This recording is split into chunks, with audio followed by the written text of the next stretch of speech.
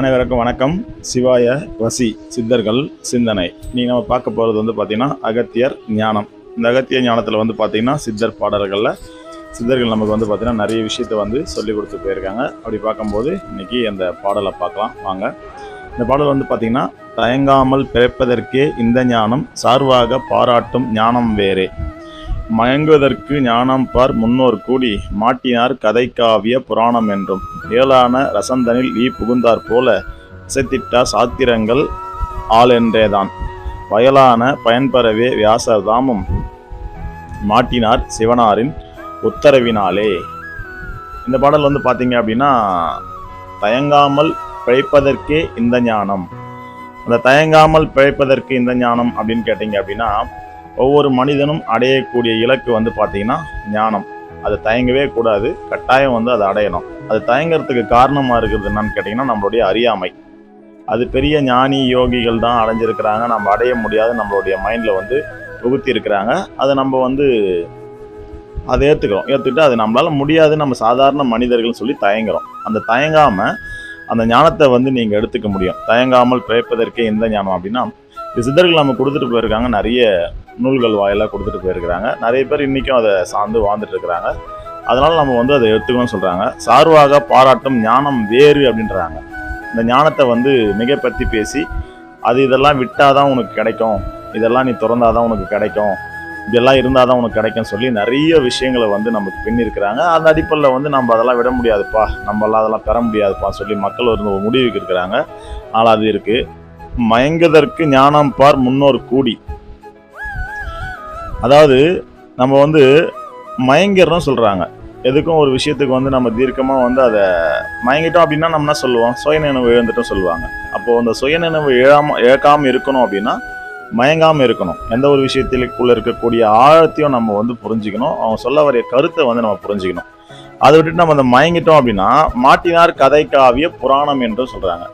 அந்த மயங்குதல் அப்படின்றது என்னன்னு கேட்டீங்க அப்படின்னா, ஒரு புராண கதை இருக்குது அப்படின்னா அது எதுக்காக சொல்லப்பட்டது அப்படின்றத நம்ம தவிர்த்துட்டு உடனே நம்ம மாட்டிக்கிறோம். அந்த புராண காலத்தில் இருக்கக்கூடிய தன்மை என்ன, அது என்னன்னு தெரியாமல் மக்கள் பார்த்தீங்கன்னா கதையாகவும் காவியங்களாகவும் புராணங்களாகவும் இதிகாசங்களாகவும் நம்ம முன்னோர்கள் நமக்கு கொடுத்துட்டு போன அந்த ஞானத்தை பகிர்ந்து பார்க்க தெரியாமல் நம்ம இதில் தேவையில்லாத மாட்டிக்கிறோம் சொல்கிறாங்க. இப்போ நம்மளுக்கு ஒரு 6 விதமான கூட்டங்கள் நம்மளுக்கு சொல்லுவாங்க. அதில் பார்த்தீங்கன்னா கௌமாரம், சௌரவம், கணபாத்தியம், ஜாக்தம், சைவம், வைணவம் சொல்லுவாங்க. இப்படி இந்த 6 விதமான கூட்டத்திலே இருக்கக்கூடிய தன்மை என்னன்னு கேட்டிங்கன்னா, எல்லாமே அவரவர்கள் வழிபாடுகளில் இருந்து ஞானத்தை பெறணும் அப்படின்றதுக்காக எல்லா வழிபாட்டிலையுமே பார்த்தீங்கன்னா ஞானத்தை முதிர்ச்சியாக வச்சுருப்பாங்க. அது நமக்கு தெரியாமல் நம்ம என்ன பண்ணுவோம், புரிஞ்சிக்க மாட்டோம். அதில் பார்த்தீங்கன்னா ஒரு பார்க்கடலை கரையக்கூடிய ஒரு வைணவத்தில் பார்த்தீங்க அப்படின்னா, பார்க்கடலையை கடையும் போது அதில் என்ன நடந்துச்சுன்னு கேட்டிங்க அப்படின்னா, அமிர்தம் வந்தது, கடல்லேருந்து விஷம் வந்தது சொல்லுவாங்க. அது என்ன அப்படின்னு கேட்டிங்கன்னா, வாசுகின்ற பாம்பை வச்சு அசுரர்கள் ஒரு பக்கமும் தேவர்கள் ஒரு பக்கமும் கடைஞ்சாங்க அந்த மேருமலையை வச்சு மத்தா. அப்போ அதுலேருந்து வந்தது 16 விதமான பொருட்கள் வந்தது அப்படின்னு சொல்லுவாங்க கதை. இப்போ நம்ம அதை என்ன பண்ணுவோம், உடனே கதையாக எடுத்துகிட்டு அதை படமாக பார்த்துட்டு நம்ம அதுக்கு கூட்ட பின்னாடி நான் வைணவம் சைவம் சொல்லி ஒரு பகுதியாக போயிடுவோம். ஆனால் அது அவங்க அதுக்கு சொல்லலை. நம்ம இறைவனை அடையக்கூடிய தன்மைக்கு வாசி யோகத்தை மிகப்படுத்துகிறாங்க. அது எப்படின்னு கேட்டிங்க அப்படின்னா, இந்த உடலில் பார்த்தீங்க அப்படின்னா நமக்கு ஒரு கடல் இருக்குது.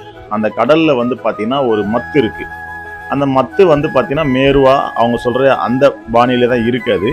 அந்த மத்து நம்ம என்ன பண்ணணும்னு கேட்டிங்க அப்படின்னா கடையணும். அதுக்கு என்ன வேணும்னு கேட்டிங்கன்னா பாம்புன்னு சொல்லக்கூடிய கயிறு வேணும். அந்த கயிறு தான் சித்தர்கள்லாம் சொல்கிறாங்கன்னா மூச்சு காற்று சொல்கிறாங்க. நம்ம மூச்சு காற்றை பார்த்தீங்க அப்படின்னா மொத்தம் 16 அங்குலம் மூச்சு காற்று நமக்கு நடக்கிறதாகவும் 8 அங்குலம் உள்ள வெளி 8 அங்குலம் சரி பாதியாக நடக்கணும். ஆனால் அது நடக்கலை, அதனால தான் பல பிரச்சனை சொல்கிறாங்க. அப்போ அந்த மாதிரி பார்க்கும்போது இப்போ இந்த அசுரர்கள் அப்படின்னா கெட்டவங்க, தேவர்கள்லாம் நல்லவங்க. இப்போ அசுரர்கள் யார் அப்படின்னு கேட்டிங்கன்னா, நமக்கு வெளியே வர காற்று மொத்தமே பார்த்தீங்க அப்படின்னா அசுர காற்று தான். அதாவது கார்பன் ஆகி வெளியே வருது.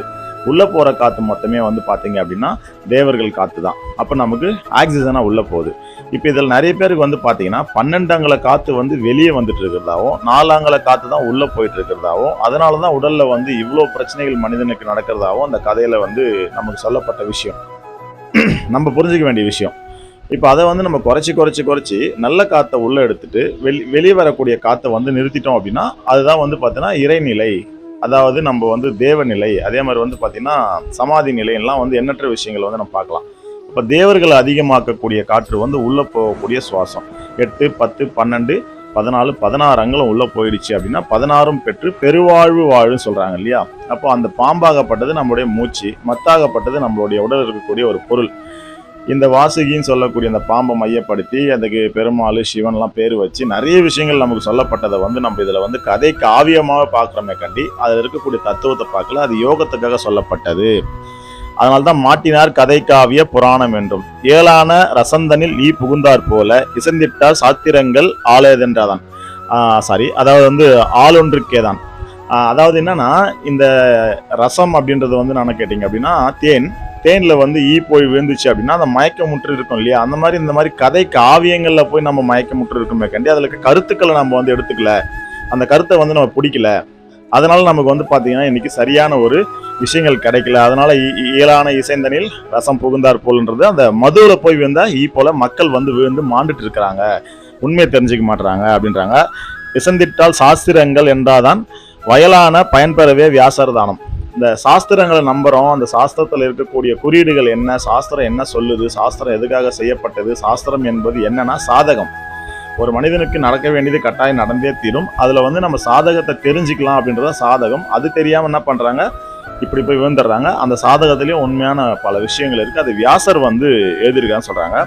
அதே மாதிரி வந்து பாத்தீங்கன்னா மாட்டினார் சிவனாரின் உத்தரவினாலே. இதுக்கெல்லாம் வந்து என்னன்னு கேட்டீங்க அப்படின்னா இறைவனோட அனுகிரகம் இருக்கணும். இறைவன் வந்து நமக்கு இந்த பாதையை காட்டக்கூடிய வழியை வந்து அவர் கொடுக்கணும். அப்பதான் நமக்கு இது கிடைக்கணும் ஒரு வார்த்தையை அங்கே சொல்றாங்க. அப்படி பார்க்கும்போது முயற்சி பண்ணோம் அப்படின்னா கட்டாயம் கிடைக்கும். இது கிடைச்சிருக்கிறவங்க மேலும் மேலும் இதை வந்து நம்ம ஆராய்ச்சி பண்ணோம், நல்ல குருமார்களை சந்தித்தோ இதை சார்ந்த விஷயங்களை எடுத்து நம்ம கேட்க ஆரம்பிச்சு அதில் இருக்கக்கூடிய தன்மைகளை நம்ம பயணிச்சோம் அப்படின்னா இவர் சொல்லக்கூடிய இந்த விஷயத்துல வந்து நம்ம வந்து கட்டாயம் நல்ல ஒரு தேர்ச்சியை பெற முடியும். உண்மை தத்துவத்தை புரிஞ்சு நம்ம வாழ்க்கையில வந்து பார்த்தீங்கன்னா நல்லதை வந்து நடத்திக்க முடியும். ஒரு மனிதன் வாழும் காலத்துல நமக்கு கொடுக்கப்பட்ட மிகப்பெரிய விஷயம் இறைத்தன்மை அப்படின்னு சொல்றாங்க. இறைத்தன்மை தான் உண்மை, மற்றதெல்லாம் வந்து பார்த்தீங்கன்னா ஒரு மாயை. அது வந்து நமக்கு ஒரு அனுபவத்துக்காக கிடைக்கக்கூடியதை கண்டி இந்த உலக வாழ்க்கை எண்ணி பார்த்தா ஒரே ஒரு 100 வருடத்துக்குள்ள முடியுது. 100 அப்படின்ற ஒரு எண்ணுக்குள்ள முடியுது. ஸோ அதுக்குள்ளே நம்ம என்ன தெரிஞ்சுக்கணும் அப்படின்னா நம்மளுடைய பிறப்பின் ரகசியம் இறப்பின் ரகசியத்தை தெரிஞ்சு இந்த மாதிரி இருக்கக்கூடிய நூல்களை வந்து ஆராய்ச்சி பண்ணி இதில் இருக்கக்கூடிய தன்மைகளை வந்து சரியான குருவிடம் வந்து முறையான பயிற்சிகளை பெற வேண்டியதாக இருக்குது. ஒன்று பயிற்சி பெறும்போது அந்த பயிற்சியில் வந்து நமக்கு சுட்டி காட்டப்படணும். வாசி யோகம் செய்கிறோம் அப்படின்னா வாசி யோகம் செய் நல்லதுன்றதை தாண்டி அது ஏன் செய்யணும், எதுக்கு செய்யணும், எதனால் செஞ்சால் அதுக்கு நமக்கு என்ன பலன் கிடைக்கும் அப்படின்னா அந்த வாசி யோகம் செய்யும்போது சளி வந்து நமக்கு கதனையாக வரும். அந்த சளி வந்து பார்த்தீங்க அப்படின்னா ஒன்று அமிர்தமாகவும் இன்னொன்று வந்து விஷமாகவும் வரும். அந்த விஷத்தை துப்பிட்டு அமிர்தத்தை வந்து நம்ம உண்டோம் அப்படின்னா தேவராகலாம். அதுதான் வந்து அதில் சொல்லப்பட்ட விஷயம். அந்த சளி அறுக்க அந்த பயிற்சி வந்து உங்களுக்கு கொடுக்கக்கூடிய குரு வந்து பார்த்தீங்கன்னா அவருடைய விளக்கமாக கொடுத்து உங்களுக்கு கண்முன்னே வந்து அந்த விஷயத்தை வந்து நிகழ்த்தி காட்டணும். அப்போ தான் வந்து நம்ம வந்து இதை சரியான முறையில் கொண்டு போய் நம்ம வெற்றி பெற முடியும். அப்படி பார்க்கும்போது இந்த பாடல் வாயிலாக நம்ம தெரிஞ்சுக்க வேண்டியது என்னன்னு கேட்டிங்க அப்படின்னா ஞானத்தை அடையக்கூடிய எண்ணற்ற வழிகள் இருந்தாலும் கதை காவியங்களில் மாட்டி நம்ம வந்து சீரழியக்கூடாது. அதில் இருக்கக்கூடிய தத்துவத்தை புரிஞ்சிக்கணும் அப்படின்ற விஷயத்தை தான் அவங்க வந்து வலியுறுத்தி இருக்கிறாங்கன்றதான் தெளிவாக அந்த பாடல் வாயிலாக நமக்கு தெரியுதுன்றதான் அந்த பாடலுடைய நோக்கமாக நான் கருதுகிறேன். கட்டாயம் அது உண்மையும் கூட. நான் சந்தித்த குருமார்கள், நான் பார்த்த மனிதர்கள் எல்லாம் வந்து பார்த்தீங்க அப்படின்னா இந்த பாடல் வாயிலாக நம்ம சந்திக்கும் போது நமக்கு இன்னொரு விஷயம் புரிய வருது. படிக்கச்ச இன்னொரு விஷயம் புரிய வருதுன்றது உண்மைதான். இன்னொரு பரிணாமத்தில் நம்ம படிக்கலாம், திருச்சி படிக்கணும்னு சொல்லுவாங்க. அது திருப்பி படிக்கிறத விட அது எதுக்கு ஏன் திருச்சி படித்தோம் அப்படின்னா கட்டாயம் புரியுன்றது தான் உண்மை. அதுக்கு ஒரு நல்ல குரு நமக்கு வந்து முறையான தீட்சையை கொடுக்கணும். தீட்சை அப்படின்னா அவர் இந்த பயிற்சியோடைய விளக்கத்தையும் இந்த இறைத்தன்மையோட பற்றியும் நமக்கு வந்து ஒரு தெளிவான விளக்கத்தை வந்து விளக்கி சொல்லுவார். அதை நம்ம தெரிஞ்சுக்கணும்னா அதுக்கு பேர் தீட்சண்யம் சொல்லுவாங்க. அது வாழ்நாள் ஃபுல்லாக அதுக்கப்புறம் நம்மளை அதை வந்து அழிக்க முடியாது. அதுவே சதா காலமும் நமக்குள்ளே ஓடிட்டுருக்கோம். எங்கே போனாலும் எதை பார்த்தாலும் நம்ம இதுவாக தான் இருக்கோம் அப்படின்றது நமக்குள்ளே ஒரு உதயம் ஏற்படும். அதுக்கு பேர் தான் தீட்சை. ஏதோ தொட்டு கொடுத்துட்டாரு, ஏதோ வந்து நம்ம மேலே வந்து கை வச்சாரு, நமக்கு ஒரு வைப்ரேஷன் வந்துச்சு அப்படின்றதெல்லாம் வந்து ஒரு பக்கம் இருந்தாலும் கூட அதையும் தாண்டி நம்மளை தெளிவுபட்ட மனிதனாக மாற்றணும். தெளிவு அப்படின்னா தெளிந்தார்க்கே ஜீவன் சிவலிங்கம்னு சொல்லியிருப்பாங்க இல்லையா. இப்போது தெளியப்படுத்தக்கூடிய தன்மை வந்து குரு வந்து நமக்கு வந்து உருவாக்கி தந்தார்னா கட்டாயம் வந்து நம்ம இந்த விஷயத்தில் வந்து நல்ல ஒரு நிலையை அடைய முடியும். இதுக்கான விஷயம் இன்றைக்கி வந்து பொது வலைதளத்தில் நிறைய இருக்குது, அதை பயன்படுத்தி தெரிஞ்சுக்கணும். நல்லது. நன்றி. சித்தம் சிவமாகட்டும்.